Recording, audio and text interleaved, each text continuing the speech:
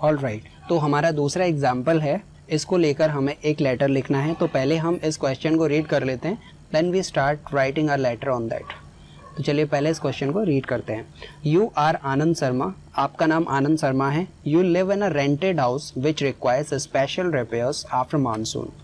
आप एक किराए के घर में रहते हो और बारिश के सीज़न के बाद उस घर को रिपेयर करने की सख्त ज़रूरत है जिसमें आप रहते हो। Write a letter to your landlord mister Dubey asking him to undertake the repair work immediately. तो आपको अपने मकान मालिक जिनका नाम मिस्टर दुबे है उनको लेटर लिखना है, अपने हाउस को रिपेयर करने के लिए कहना है।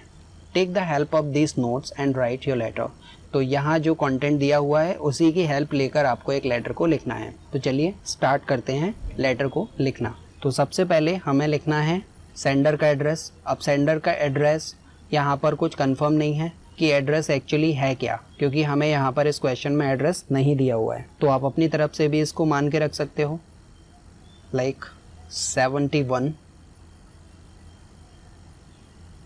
B Lakshmi apartment,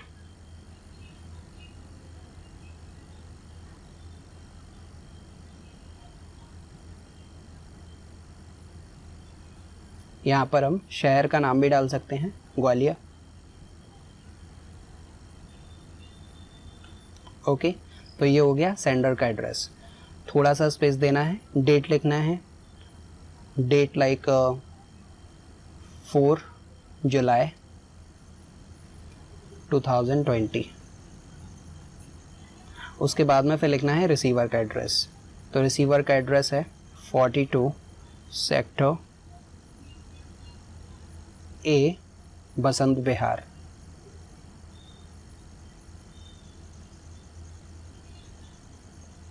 Gwalior. तो ये हो गया रिसीवर का एड्रेस। अब उसके बाद में हमें लिखना है सब्जेक्ट। सैल्यूटेशन भी हमने लिखा था पिछली बार, लेकिन हम पहले यहाँ पर सब्जेक्ट लिखेंगे। एक लाइन का थोड़ा सा स्पेस रखना है इधर, सब्जेक्ट, इसको पूरा लिखना है हमें,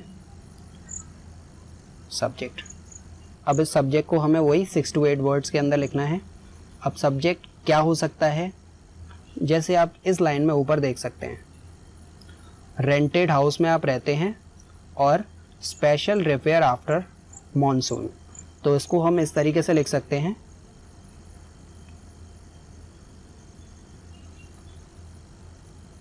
रिपेयरिंग हाउस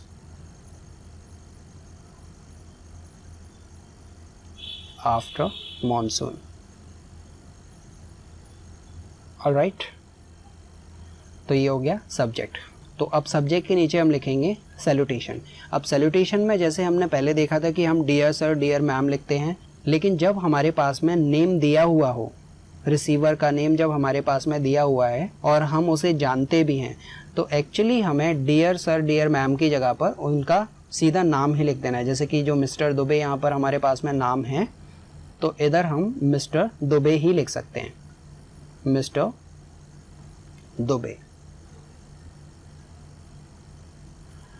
इसको हम डायरेक्टली सैल्यूटेशन की तरह यूज़ करेंगे।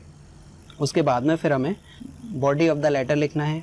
तो आइए देखते हैं बॉडी ऑफ द लेटर को हम कैसे लिखेंगे। तो जैसे हमने पीछे डिस्कस किया कि पहले हम अपना इंट्रोडक्शन देते हैं, अब यहाँ पर इंट्रोडक्शन देने की हमें ज़रूरत नहीं है, क्योंकि जिसको भी आप लिख रहे हो लेटर, सामने वाला व्यक्ति हमें ऑलरेडी जानता है। तो we don't need to introduce ourself first. तो सीधा सीधा आप उन्हें प्रॉब्लम को एड्रेस कराएंगे। लाइक क्या लिख सकते हैं हम इसमें, कि मैं तुम्हें याद दिलाना चाहता हूँ कि जिस घर में मैं रहता हूँ वो मानसून के बाद पूरी तरह से डैमेज हो गया है और उसे स्पेशल रिपेयर की ज़रूरत है।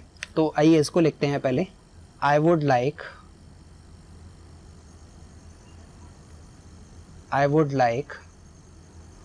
To remind you. रिमाइंड का मतलब होता है याद दिलाना। तो I would like to remind you, मैं आपको याद दिलाना चाहूँगा या फिर मैं आपको याद दिलाना चाहता हूँ कि दैट, की के लिए आ जाएगा दैट, जिस घर में मैं रहता हूँ, the house I live in,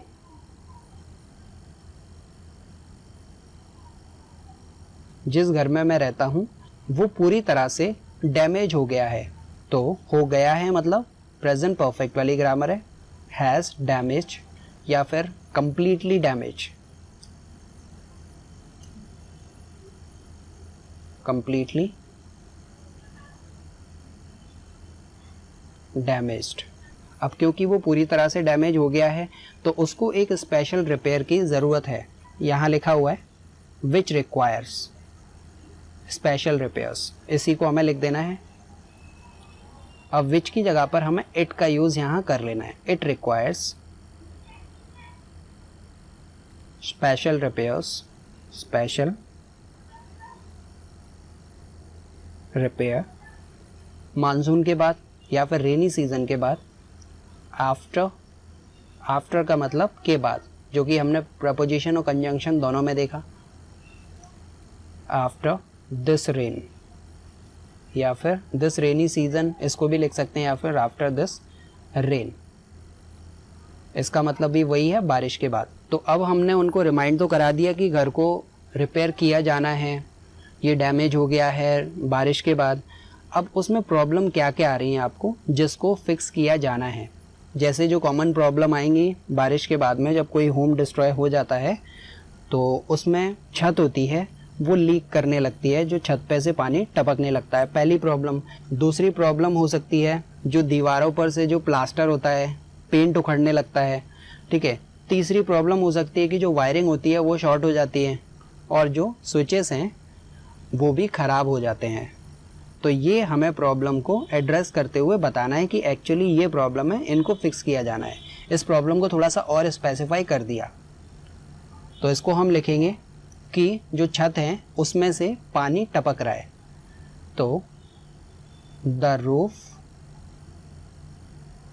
is leaking. जो प्लास्टर है, जो पेंट है, वो उखड़ के गिर रहा है।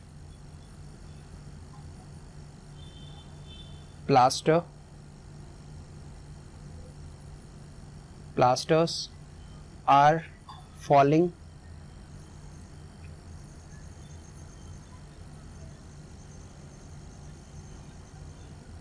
वायरिंग डैमेज हो गई है, wiring is damaged and switches are loose, switches are loose। और जो बोर्ड पर खटके लगे हैं इलेक्ट्रिसिटी बोर्ड पर वो ढीले हो गए हैं। अब इन सब प्रॉब्लम्स की वजह से घर में रहने में इनसिक्योरिटी होती है। अगर इस घर में लगातार रहेंगे तो कुछ दुर्घटना भी हो सकती है। तो अब काफ़ी इनसिक्योरिटी इस घर में रहने में है, तो इन प्रॉब्लम्स की वजह से इस घर में रहना काफ़ी इनसिक्योर हो गया है, सिक्योर नहीं है। इसको लिखेंगे इट हैज़ बिकम। इनसिक्योर हो गया है तो it has become insecure to live now. अब इस घर में रहना इनसिक्योर हो गया है। हमने उनको प्रॉब्लम को एड्रेस कर दिया। अब हमें रिक्वेस्ट करना है कि वो इसका सलूशन जल्द से जल्द करें। तो यहाँ पर हमें लिख लेना है प्लीज़। अब ऊपर जो हमारा लिखा हुआ था undertake the repair work immediately, so please undertake the repair work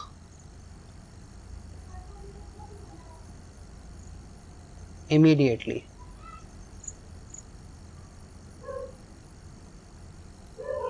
ठीक है, तो रिपेयरिंग का जो वर्क है उसे जल्द से जल्द कराया जाए, इसके लिए आपने रिक्वेस्ट की। तो ये हो गया आपका body of the letter. Then आपको उनको थैंक बोलना है। एक लाइन का थोड़ा सा स्पेस रखेंगे, थैंक यू। फिर से एक लाइन का थोड़ा सा स्पेस रखेंगे, योर्स, योर्स। यहाँ हम जैसे पहले डिस्कस कर चुके हैं कि हम योर्स ट्रूली इनफॉर्मल सेंस में भी इसको यूज़ कर सकते हैं, क्योंकि जिस व्यक्ति को हम जानते हैं तो ट्रूली भी हम वर्ड यूज़ कर सकते हैं। और एक वर्ड हमने और देखा था सिंसियरली, क्योंकि ट्रूली का यूज़ हम इनफॉर्मल लेटर्स में ज़्यादातर करते हैं तो यहाँ पर क्योंकि हम फॉर्मल की बात करें तो यहाँ पर हम सिंसियरली का यूज़ कर लेंगे। ठीक है, आप चाहो तो इधर ट्रूली का यूज़ भी कर सकते हैं क्योंकि इस लेटर में एक्चुअली इनफॉर्मल टच भी है।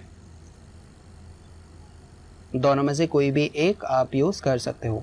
और अब इसके नीचे जो सेंडर है उसका नाम लिख देना है। सेंडर का नाम था आनंद शर्मा।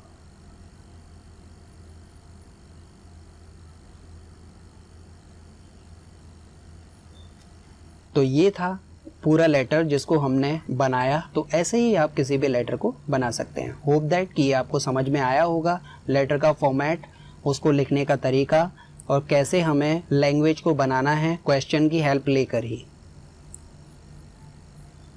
तो ये थे कुछ examples related to formal letters. I will be right back very soon bringing some more examples related to formal letter और फिर उसके बाद में हम इनफॉर्मल लेटर्स के बारे में भी डिस्कस करेंगे। So thank you very much for staying with me. See you later. Bye bye.